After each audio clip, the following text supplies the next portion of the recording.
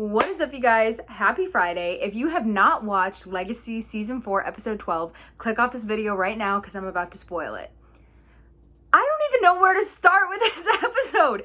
It was amazing. Honestly, probably one of my favorite Vampire Diaries universe episodes of all. And that's a big statement. So let's just get right into it. First of all, that is a round of applause for freaking Rebecca Breeds, Jenny Boyd, and Danielle Rose Russell, who I think just literally killed this episode. I mean, all three of them are brilliant actresses, but there was just something about this episode that was just like next level. Like, I don't know, it was so good. And I love the dynamic between the three of them, even though they're not really like friends. I love the dynamic between Aurora, Lizzie, and Hope. I think it's so freaking good. And it's like, I don't know, I feel like it's this missing piece that I've been waiting for from Legacies, but I didn't even know that I was waiting for it. And then it just hit me and I was like, this is so good. Okay, so that's amazing.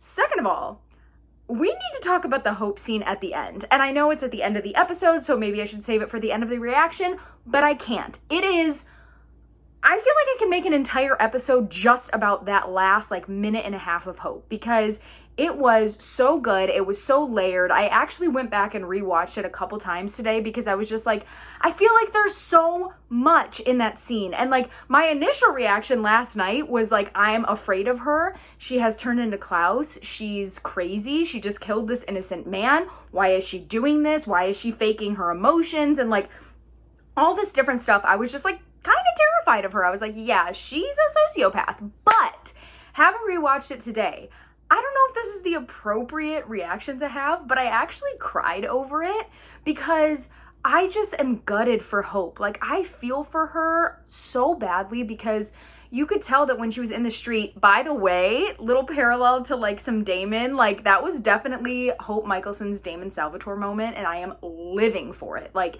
that was amazing, but that's beyond the point. So also, just Hope like being in the street, right? And she's like having these emotions. She's like, I feel betrayal. I feel all this. Like, that was real emotion, right? Like, I think Lizzie is starting to get through to her and she's like, oh no, like, I don't want these emotions, so I need to do something about it, right? So her reaction is like, I don't want to have my emotions back. I don't want to feel that. I don't want to feel the pain. So I'm going to go and kill this innocent man to remind myself that like I don't need emotions and I'm crazy and I don't care about anybody, right? But she had to take these extensive measures to prove it because she knows that her emotions are there and she's this close to having her humanity fully back on. So like, I feel for her. Again, I don't know if the appropriate reaction was to cry because I feel bad for Hope when she's out killing an innocent man, but I do. I feel bad for her. And again, I don't know if that's just because I'm like the biggest Hope Michelson fan ever, but I'm like, she can't do anything wrong. You know what I'm saying? But obviously it was wrong to kill that innocent guy. Rip, whatever. But I do feel really bad for Hope. And I love that Lizzie knows exactly which buttons to push. And I don't know if it's like on purpose, but there was this moment where Lizzie like told Hope, like, you're a monster. And I think that was really like powerful towards Hope because that's the one thing that Hope never wanted to be, was a monster. She doesn't like that title. She doesn't want to be called a monster. And that's exactly what Lizzie called her. And Hope's initial reaction after that moment was just to say, I don't have any humanity. Really? Because you're being awfully defensive. She called you a monster. If you really didn't care, you'd be like, okay, then so be it. But clearly you care. And so I really, really liked that. I thought that was a really great moment, again, because it's something that Hope has never wanted to be, was a monster. She never wanted to live up to that Michelson side of her that is a monster, and that's kind of exactly what she's doing. I mean, what she did to Aurora was deranged. I'm sorry. The whole, like, whatever that was, I don't know if it was like a thermometer or whatever that was. I think there's a name for it, and I'm just blanking right now. But then to, like, stab it into her chest and, like, swirl it around, I was like, Hope, you've lost it. Like, you've lost it. But I can't even articulate how much I loved the moments between Aurora and Lizzie. I love their dynamic because I've always had a little bit of a dilemma when it comes to Aurora because I'm like, I think she's like she does horrible things, but I feel for her. And again, maybe that's the empath in me that feels for Hope and feels for Aurora and feels for Lizzie, even when they do horrible things. But I'm like, Aurora has this pain, she has this trauma, she has these mental issues that she needs to be able to work through, and nobody has ever given her the resources or the time to work through them. Like, I think Tristan tried the best that he could, but he couldn't really help Aurora. So I like feel bad for Aurora, and I was like, Hope, please stop torturing her. Like, you're just as bad. Like, she wanted to torture you for things that you didn't even do, and now you're torturing her. And I loved getting to see Lizzie and Aurora kind of bond in that way over Lizzie's like, I see you. And that moment genuinely made me want to cry. Surprise, Maddie cries. But just because, like, I don't know, I feel like all this time Aurora has just needed somebody to see her, you know, and validate her emotions and help her work through them. And I think Lizzie did exactly that. And I loved that moment. I really did. Another really great moment between the hizzy of it all is hizzy look a thing?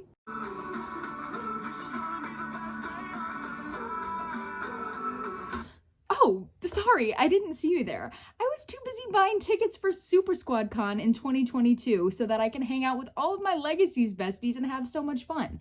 And also, I just learned that if you use the code Maddie10, you can get a discount. You should totally follow the link in my bio and go get your tickets now. Sorry, we're not gonna talk about that. I try to like avoid ships at all costs, but like hizzy is right there. But anyways, that's beside the point. But Hizzy has been carrying this season for me, friendship, whatever, like the Hizzy friendship, the sire bond of it all. And I really loved the moment. Again, this goes back to that moment outside on the balcony when they're talking to each other, and Lizzie says like something like, from my experience, you only hate things you could love if things were a little bit different. And that really hit me because I could see the emotion on Hope's face, first of all. And second of all, Lizzie says that, and it's like, at one point in time, had everything worked out between Klaus and Aurora in like season 3 of the originals before the whole Cammy of it all. Okay, I'm coming back from editing land because I just said the whole Cammy of it all, and it sounded so mean, and it also made me sound like a Cammy hater. But just for the record, I love Cammy and I ship Klaus and Cammy so much, and they were like my favorite, so I don't know why I sounded like that. Like, if everything had worked out between them, Aurora would have technically been Hope's stepmom, no? You know what I'm saying? So like, maybe there is that missing piece of like, Aurora is still alive, and that could have potentially been a parental figure for Hope because they do relate in a lot of ways. And I actually think that they would have a really great relationship if they could both leave the Klaus of it all behind and just kind of get to know each other. So I really liked that because I was like, it really made me think. I was like, yeah, in a weird way, Aurora could have been that figure for Hope, and that could have been really cool. So, I mean, hey, never say never. Never say never. That song. Not by Justin Bieber, the one from the Vampire Diaries. Anyways, I don't know. It still could happen. But, so I just loved all of that. I thought there was a lot of emotion in this episode. I felt a lot, and I think there's so many layers still between like Lizzie and Hope and Aurora, and I think that everything's just going to keep progressing, and I am obsessed with this storyline. I'm obsessed with it. I think it's fantastic. It keeps me just like on the edge of my seat. I'm just like, what is going to happen next? And I love it. Pretty much there was only really 2 storylines in this whole thing. Oh, time travel.